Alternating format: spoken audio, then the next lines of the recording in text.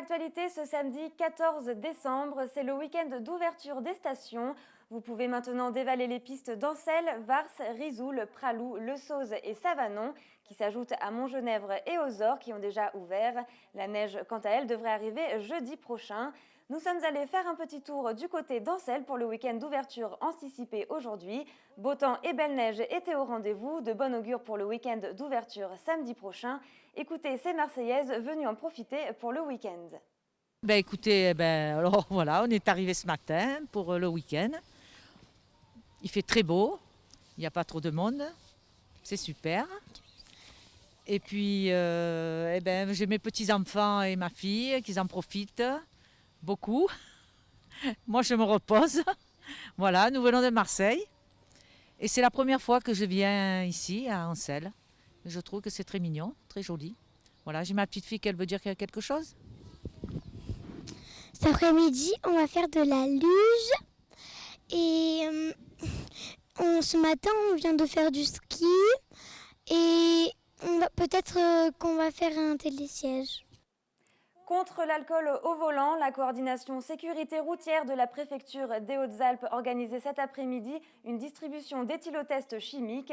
À l'approche des fêtes de Noël, une campagne de sensibilisation a été lancée au niveau national.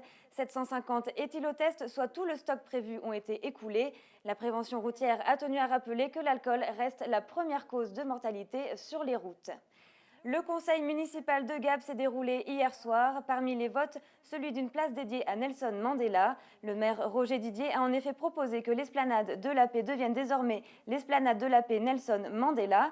Une proposition accueillie avec chaleur au sein du conseil. Le maire de la ville a également appelé au rassemblement de tous les élus de la ville afin de se rendre à un rendez-vous avec les directeurs du cabinet de Michel Vauzel, le président de la région. Objectif, obtenir 400 000 € de subventions pour différents travaux prévus, comme le stade nautique ou le parc Bernard Givaudan. Franc succès pour le gala de Noël de l'Axel Gap ce vendredi soir à l'Alp Arena. Les jeunes patineuses ont proposé un spectacle sur le thème de Noël pendant plus d'1h30. Figure en solo ou à plusieurs, les spectateurs étaient émerveillés. Écoutez-les à la sortie du show. Un spectacle grandiose, des enfants merveilleux, une organisation sublime. Les moniteurs, les entraîneuses, tout le monde ont fait un travail exceptionnel. C'est vrai que c'est très impressionnant, même pour les plus petits, ils ont un très bon niveau. C'est la première année que notre fille fait du patinage artistique. Et donc du coup, voilà, on a eu l'occasion de découvrir et la patinoire et puis la compagnie. Ça fait toujours chaud au cœur quand on voit ces enfants qui patinent, même qui sont un peu plus grands. Ça fait chaud au cœur, on les voit évoluer. Et voilà, c'est nos enfants, quoi. Ça fait tout drôle, hein. C'est vrai qu'elle est passée en tout début de soirée, mais ils sont très bien. Et... Moi, j'ai aimé l'alternance des groupes d'enfants, et puis après, on avait des patineurs qui étaient plus performants, des compétiteurs. Donc du coup, j'étais étonnée du niveau. Il y a vraiment un bon niveau à Gap. Tout a été magnifique. C'est la magie de Noël. Il n'y a pas un plus, il n'y a pas... Non, tout était très joli. Et puis le marché de Noël de Gap a enfin ouvert. Il y avait du monde aujourd'hui à venir en profiter. Dans une ambiance chaleureuse et conviviale, une vingtaine d'exposants vous proposent jusqu'au 24 décembre leurs produits en partie locaux. Les enfants peuvent aussi profiter d'une balade en calèche dans le centre de Gap.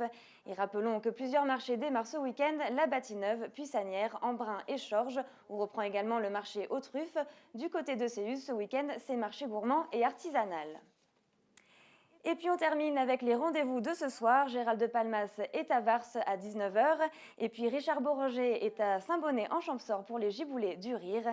Et en hockey, Briançon reçoit Dijon. L'actualité d'ici revient dans 30 minutes sur d'ici TV.